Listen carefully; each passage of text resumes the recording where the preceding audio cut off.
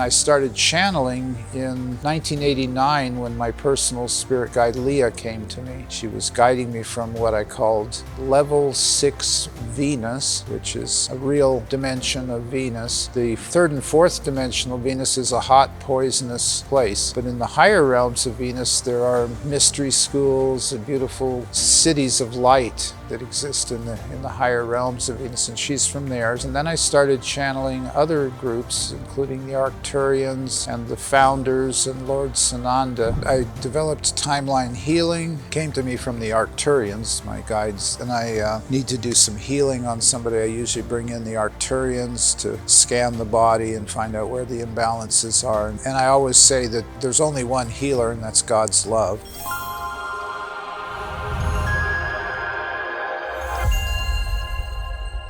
Rolling, rock and roll. We are live and on the air, ready to go. This is rolling? Yeah. Yeah. Rock and roll. Let's rock and roll. What kind of dances you used to do when you were younger, Sal? Just the usual kind of, well, a little disco-ish kind of stuff, but, you know, regular rock and roll, just a little bit of twist sometimes, you know. Nothing stylish. I wasn't a big dancer. What was your hobby? Hobbies. Oh, that's a good question. I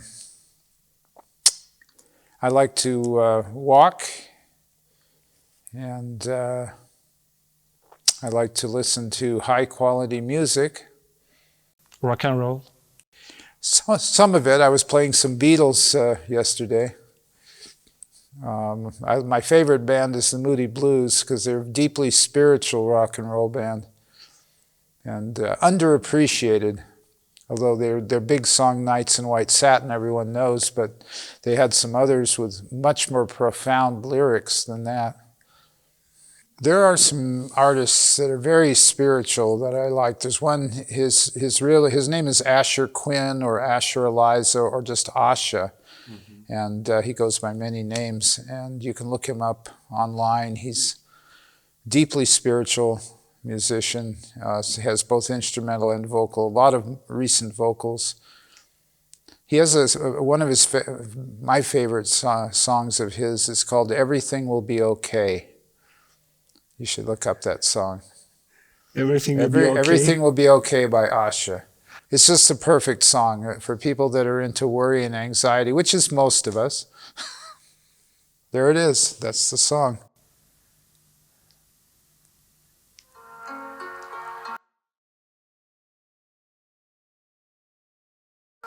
Yeah, because I don't want to get copyright strike in the video. I don't play it right now. Right. But we will listen to this music and I will share it.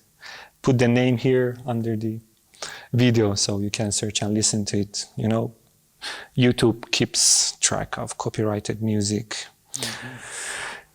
So you suggest us to listen to music, dance? Yeah, freeform dance is good. We do some kirtans at the community in Mexico.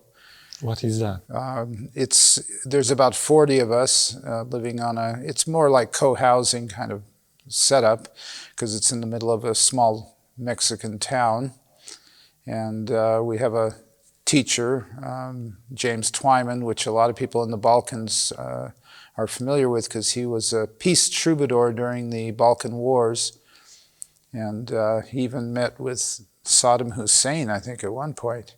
Wow. And but he's very simple teaching.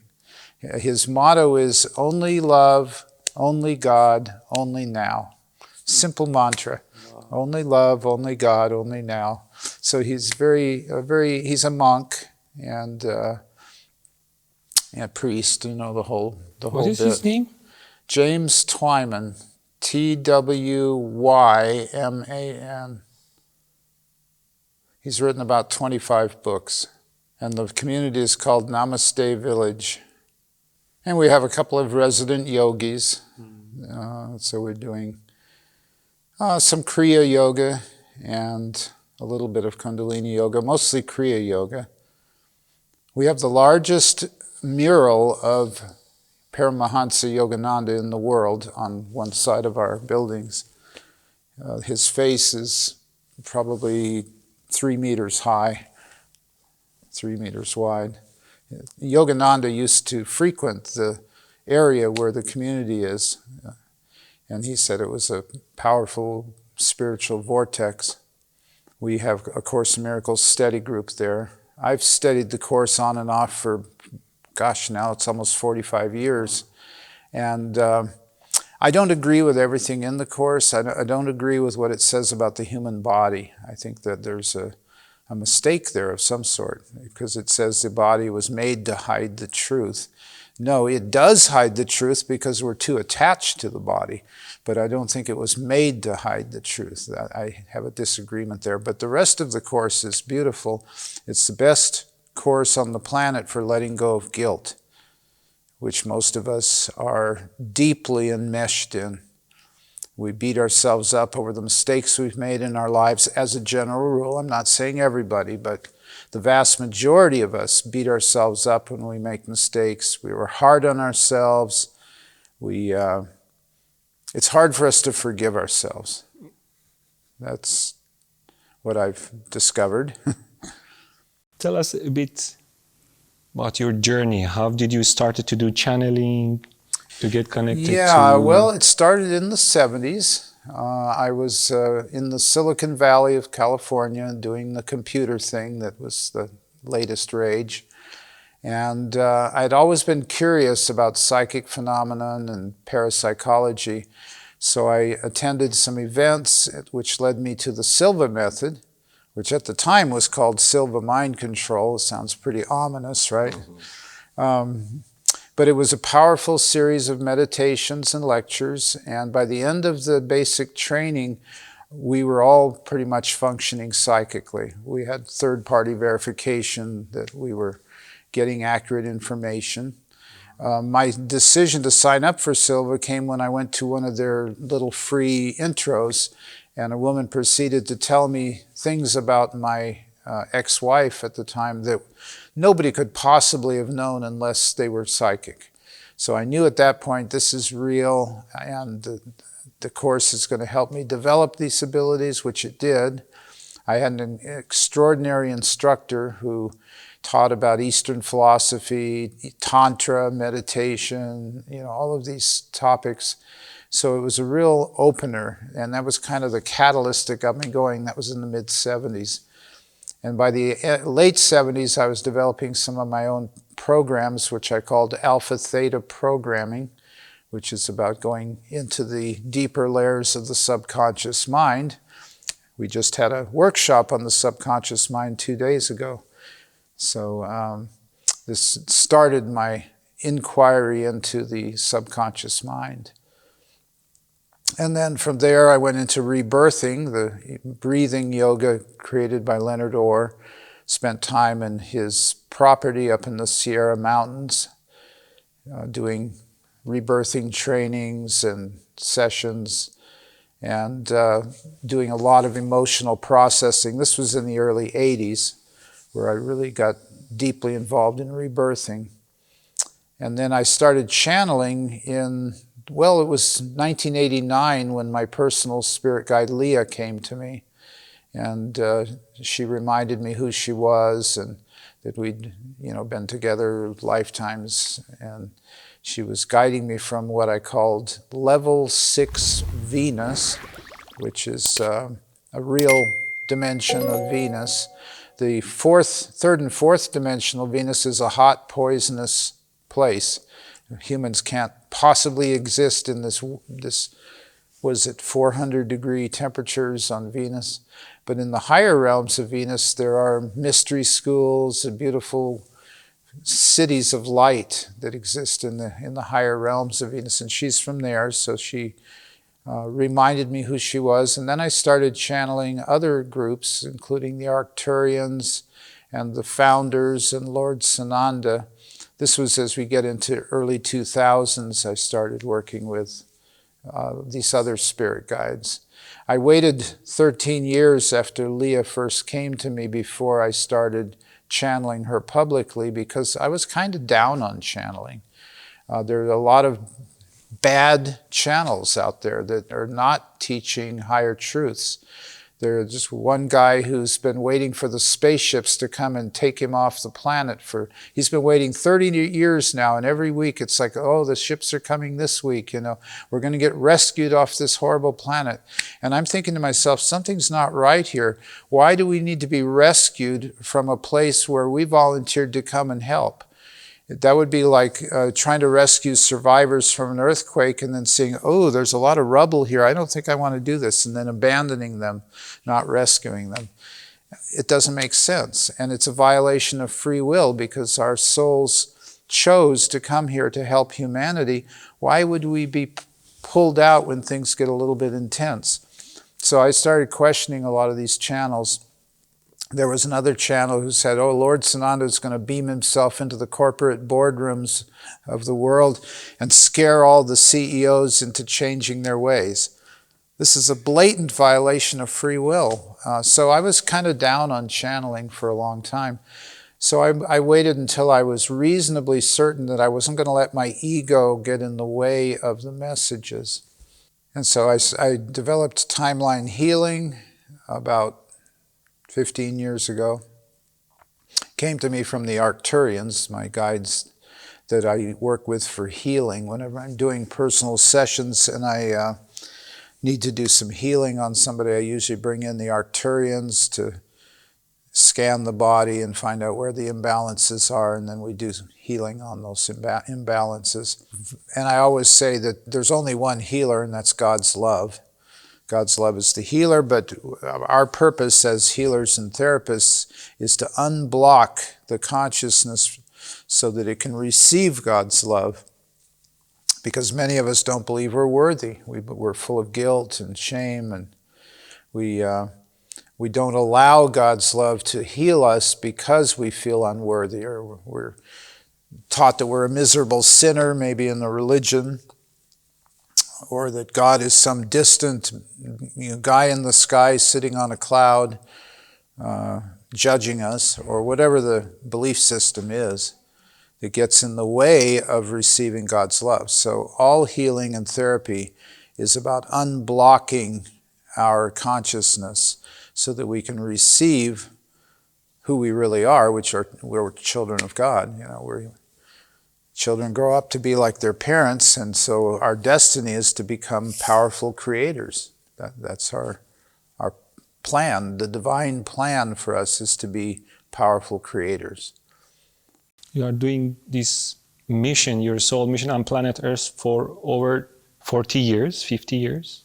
Yeah, well, I always think I started around 1976, so if you do the math, I guess that's almost 50 years. And you wrote 8 or 7 books? 7 books. I've been working on one on enlightened communities. The next book is going to be. I've been gathering more information about intentional communities and living in one. So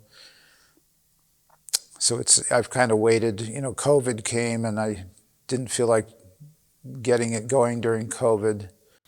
The process you get connected to Sal. How was your story? How your stories begin? My story? Yeah, your connection with Sal. I don't think it was a conscious, it was I don't know, a consequence of my seeking of the truth. So after a while of searching to find answers of what was going on in my consciousness, what was going on in my visions about the world. And I found Sal's book, I was ready to complete something. And I got the answers. I built up some confidence in myself. And it was a moment that I said to God, I'm ready to get involved, So things moved, and I got into Sal's workshops in 2012. And in 2013, we made a commitment to do workshops together. And from then until now, year by year, we're doing this together in Romania. Thank you, Sal, for And your thank work. you for Romania is such a wonderful place. People are very much alive and enthusiastic about these topics here. What is your message for the people who want to do channeling based on your process? You said that you started to do channeling, but you didn't do it on public because you wanted to get sure Yeah, that it it's wasn't going to be authentic. tainted by ego. Yeah, I think people should just go ahead and ask their guides to give them messages and then type them into a computer, write them down, or speak them into a recorder, and then play it back later and see, does this make sense? Is this something that higher beings would actually say? And I'll give a few pointers. Higher beings look across to us. They do not look down on us. Oh, those poor little humans down there on that prison planet. No, the higher beings don't talk like that.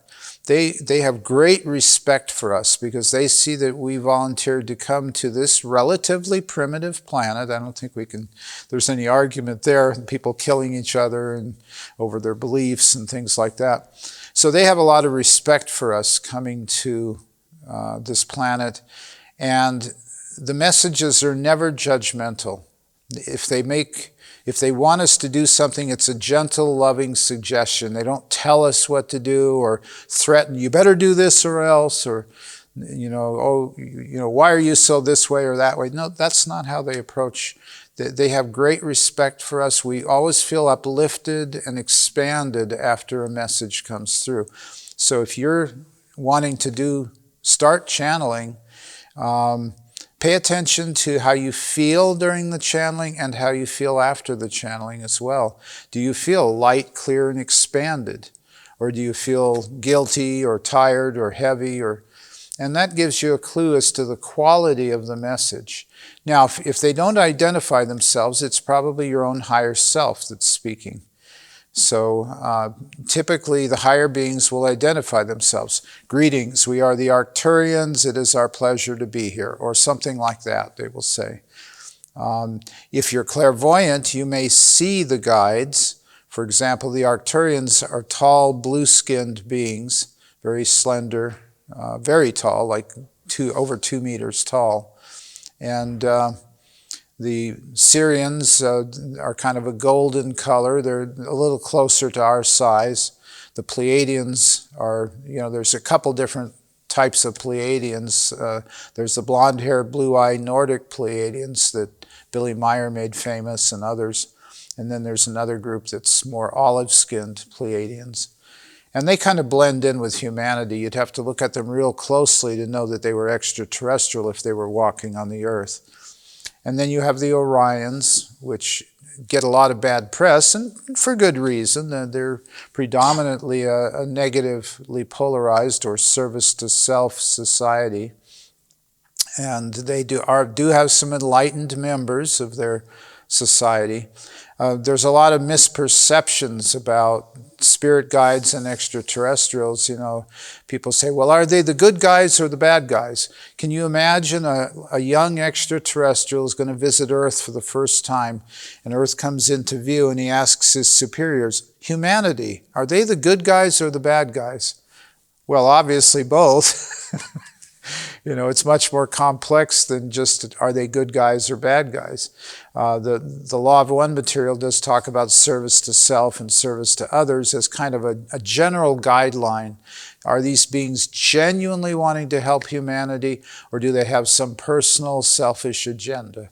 That's a question to ask of your guides, and ask them difficult questions and see what kind of answers they provide. Like, what is the relationship between free will and predestiny? That's a difficult, complex question, and see what kind of answer you get. If you really want to test your guides to see if they're truly higher dimensional beings or not, ask them questions like that require a fairly high level of awareness to have a decent answer to. How do you manage with all the things you do with Sal's information and channeling information that he receives. You do courses, you translate his books. How many books you translated in Romania? Well, I'm not the translator of the books. We managed to build curriculum, at school, Evolva Holistic University, and some programs developed over the years. So we're basically helping people get in touch with their higher self, with their higher levels of awareness. And I think this is the main focus or the main objective for the people to get in touch with their higher perspective, their higher awareness. And from there, we give them support on building that and integrating that. As I know, you organize events, physical events, as the event that we had these days. We are working both physical and online. We're flexible and give people the chance to work with this material, to work with themselves, even though this world is, unstable. So the online version makes it accessible, more accessible. It is easier to go online and to book time in your schedule to go online than to come, to Brasov.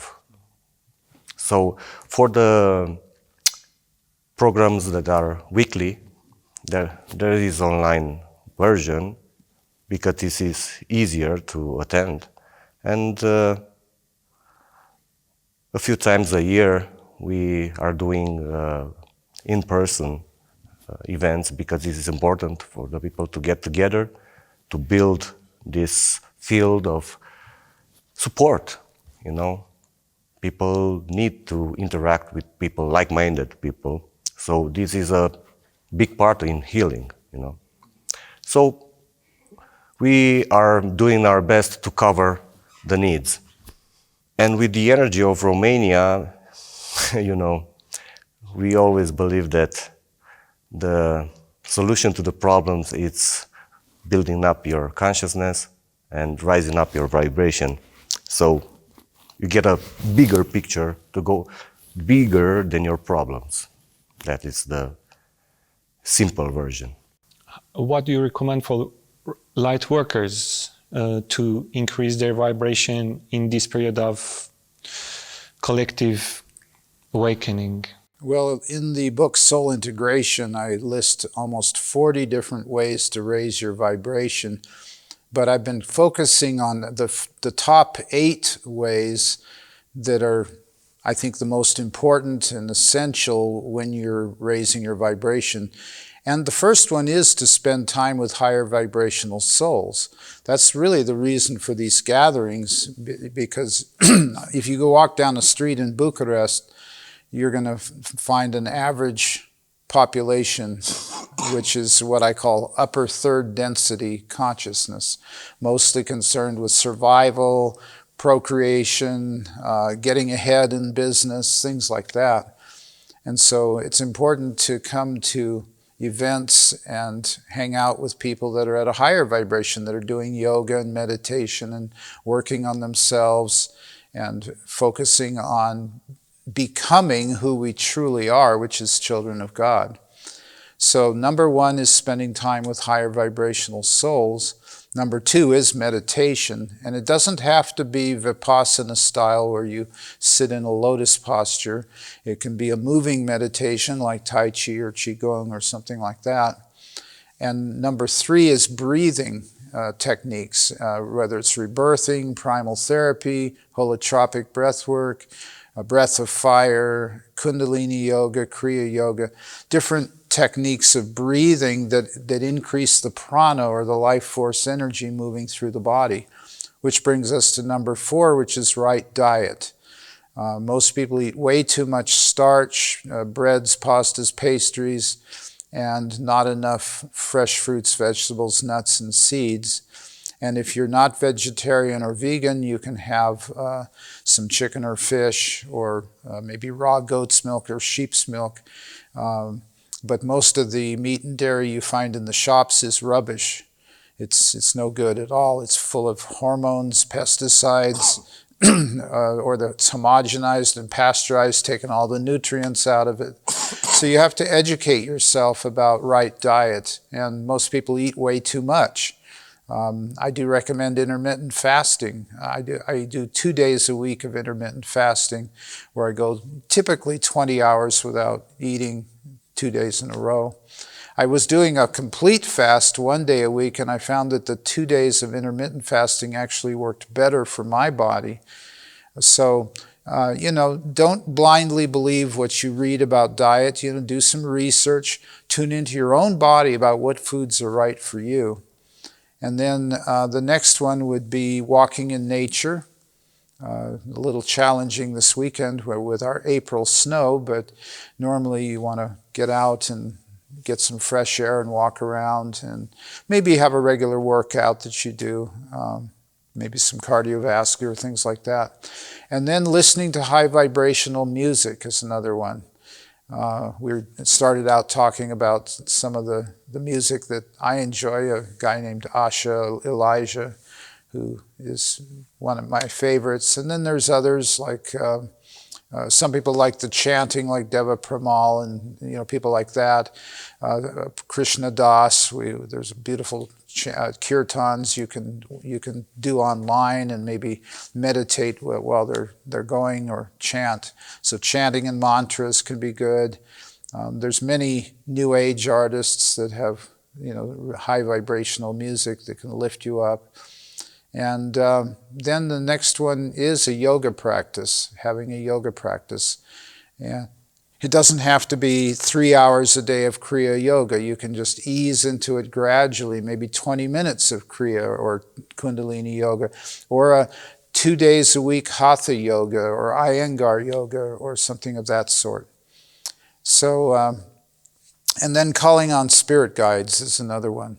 If you have a set of guides that are truly helpful, that really know you at a deep spiritual level and can remind you to bring yourself back to center when you start getting pulled off center by the world, then it's great to have a group of spirit guides that you feel comfortable working with, that honor who you are. They're not trying to control you or tell you what to do. They're communing with you on a higher level. So those are the top 8 ways to raise your vibration. And there's lots of others, like sleep with your head away from Wi-Fi and mobile phone transmission towers, wear natural fabrics, things like that. I had a question about past life regression, and if you get any experience from past lives or future life.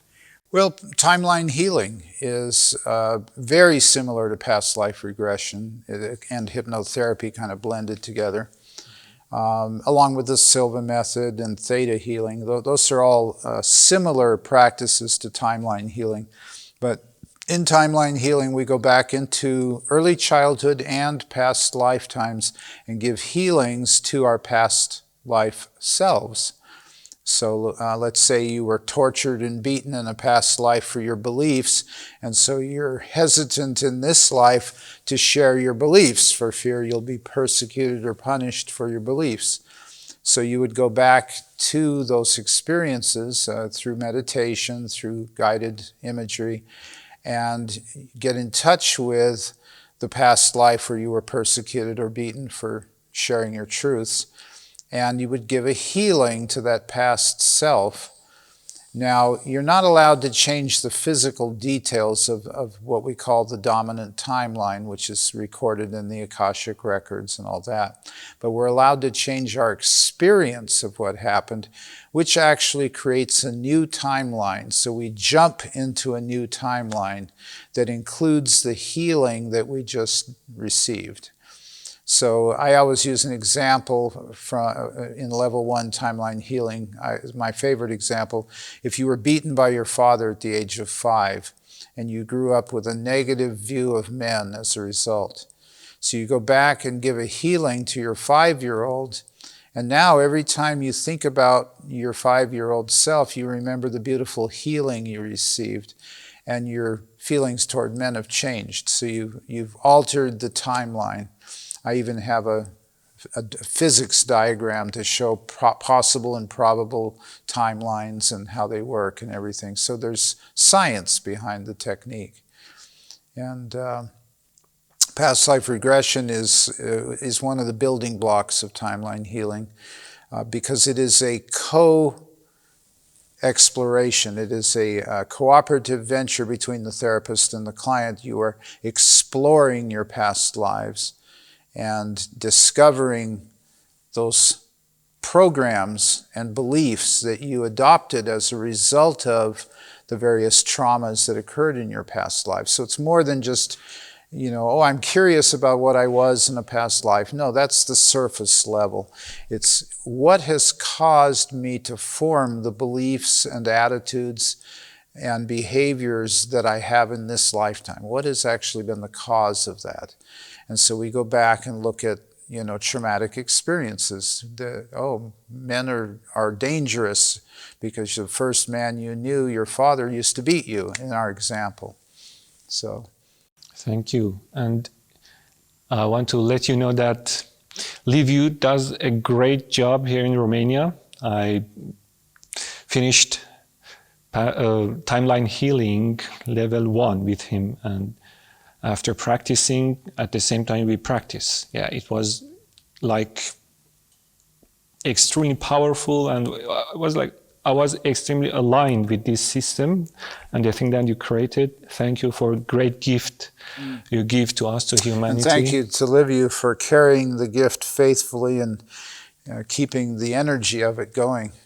Thank you. Yeah, it is the most powerful experience that I've experienced, and also the clients and the students. So it's worth it, How many times per year do you organize timeline healing level 1 and then 2? On how many levels it is? There are 3 levels, basic, advanced, and master. I usually teach timeline healing 1-2 times a year, maybe 3. It depends on the requests. And when Sal comes here, we do the advanced and masters. Sometimes we are doing level 1 to entry with Sal. It depends on the time we have together. So it is available. And, if you're open to explore yourself, to really do a great job with yourself, then you're welcomed in timeline healing. Thank you. I am extremely curious about the key messages that founders share with us about the humanity evolution and the period of time we are now experiencing. Yeah, this plays into the actual workshop that we have going today, which is based on the galactic shift, which I talk about in my second book, Earth Changes and Beyond. And also, we're in a time known as apocalypse. And when people hear the word apocalypse, they tend to get really scared and think of, destruction and doom and gloom, which is a part of apocalypse because the old has to be destroyed in a way. It has to dissolve into the oneness of creation before something new can be born. And so the word apocalypse means the revealing of all that has been hidden, or lifting of the veil is another way to say it. So we are living in a time where everything's being exposed, the good, the bad, and the ugly. And a lot of people focus on the bad and the ugly, and they forget that this is a time when our inner abilities are coming out. More and more people are discovering that they have a spiritual self that is having a human experience, not the other way around. And so it's a time of great awakening. And awakening can be painful for some people. One of my favorite words in the English language is disillusionment, which means the giving up of illusions. But it's usually seen as a negative thing at first, like a child finding out about Santa Claus. And it's like, oh, I'm so disappointed, And so, that's this disillusionment with the way things are going in the world. Oh, I trusted my government or my doctor or my priest to have the answers for me, and now I'm realizing that, well, they're human beings also, and they fall into the same traps that I fall into. Maybe I need to go within for the true authority, which is God within, the higher self, the God presence, the I am presence, whatever you want to call it. And maybe I can still utilize the resources available in the world. There are good people in medicine, good people in politics, not very many, but and to realize that the answers are within. That some politician or priest or doctor is not going to save me. They may point out what I need to work on if they're good people. But, the big lesson, we had an event that happened a few years ago involving sharp objects going into arms and coverings on the face. And many people learned the hard way that you can't always trust the so-called experts, that there may be things that we're not being told about these so-called miracles of modern technology. So that was a big wake-up call for people to say, wait a minute, maybe I need to re-examine my beliefs about my own physical body, and and maybe look at my blind adherence to outer authorities and believing everything that the television says and things like that. So this is all part of this time that we're living in now of revealing. We all know that most of the governments of the world are corrupt, but the everyday person is just now starting to come to that realization. Wait a minute, what's happening here? Why do people, when they get into positions of power, become corrupt? That's a question that should be gone into very deeply. And a few people now are starting to go into those questions. They're willing to take a look and say, why? Why do we have corruption in government? And why is the medical industry bought and paid for by the big companies? Things like that. How do you manage your family? Because you have 3 boys, powerful and creative and full of energy boys. At the same time, you are a light worker, a husband, and I know that you are very, very kind to your family and to the people, and do your mission on planet Earth for the parents, for the young couples that get married and they want, or maybe they have children, kids. Well, I think, like Sal said, listening to the inner authority, so getting in touch with our higher self that has unlimited energy, unlimited perspective, unlimited power.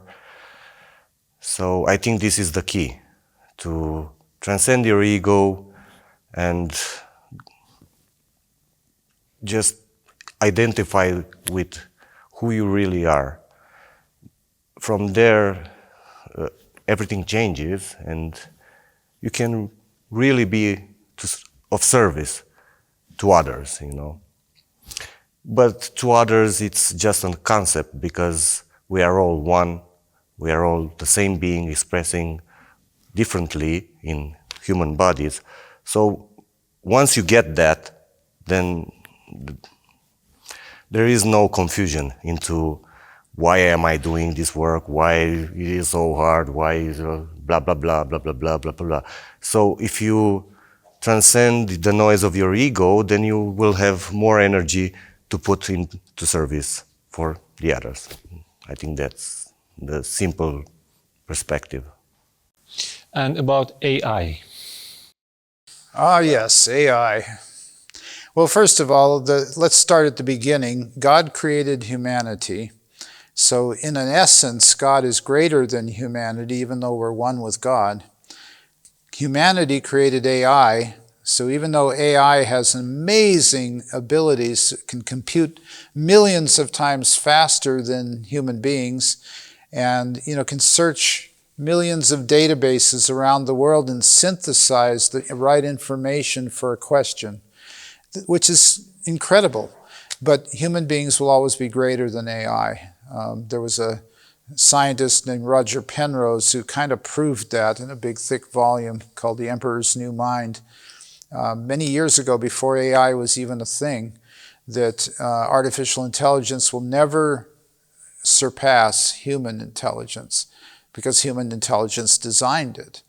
But it's a powerful tool, and like other powerful tools, it needs to be used wisely. You know, a hammer can build a house or it can hit somebody over the head. And AI is a more sophisticated tool that can help us live our lives in a higher quality way, or it can be used to control and manipulate people.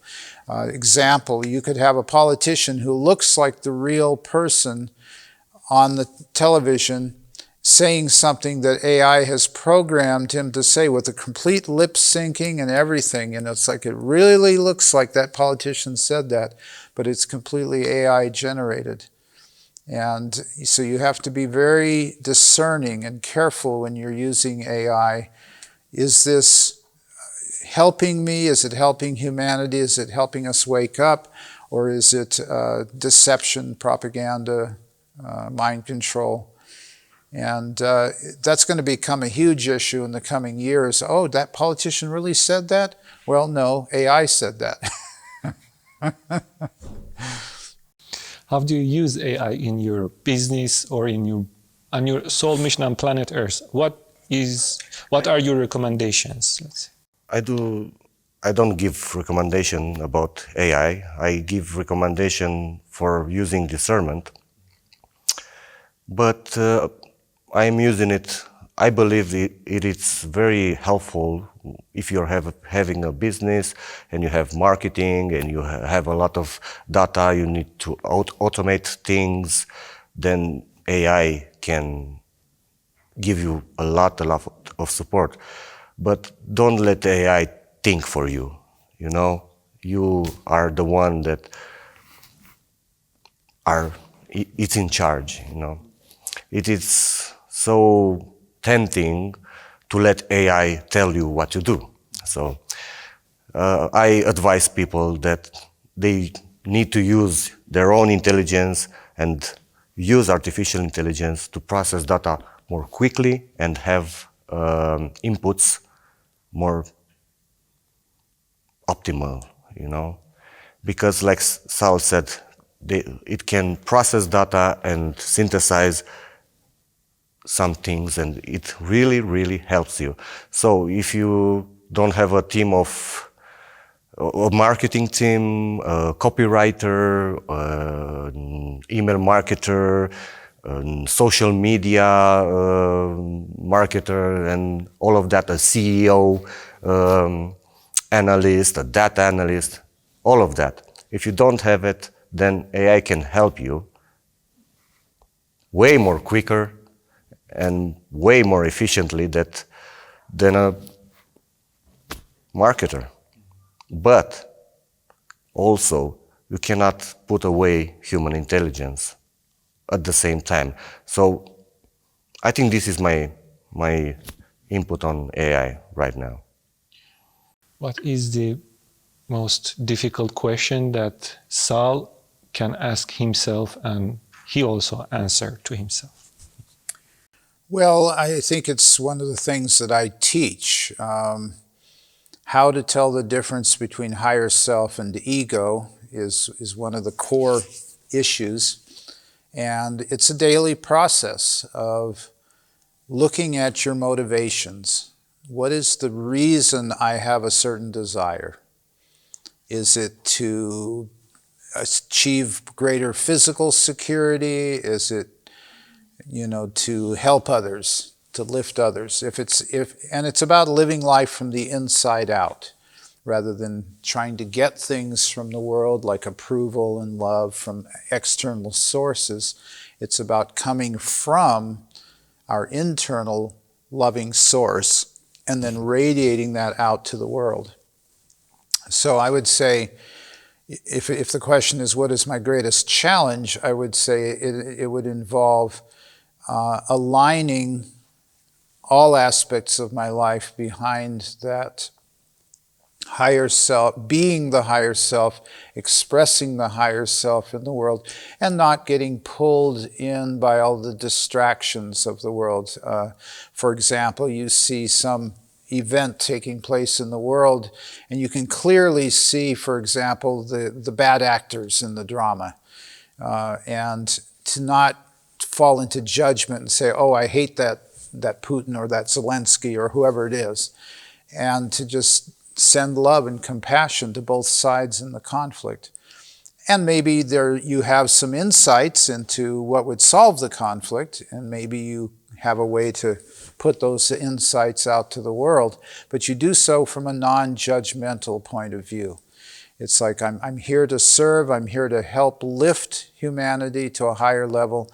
I'm not here to condemn and judge bad actors or people that are behaving badly on the world stage. And there's a lot of bad behavior. Let's acknowledge that there's a lot of bad behavior in the world. We're not condoning murder, rape, terrorism, whatever it is. We're simply realizing those are children of God playing a part in the human drama, and we're going to acknowledge who they really are beyond the mask they're wearing. You know, the hero or the villain on the stage, you know, with their masks on. It's funny, the word personality comes from persona, which means mask.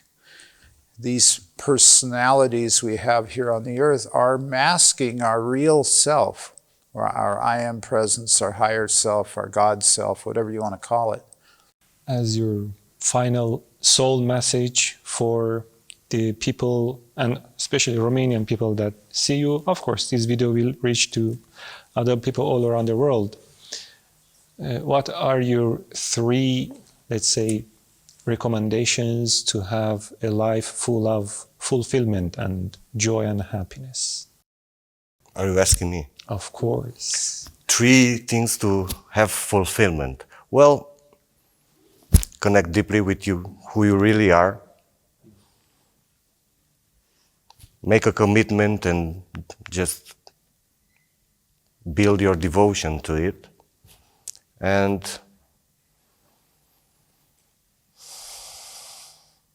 it's a thing with fulfillment because it's unique, you know. This means something else for everybody, you know.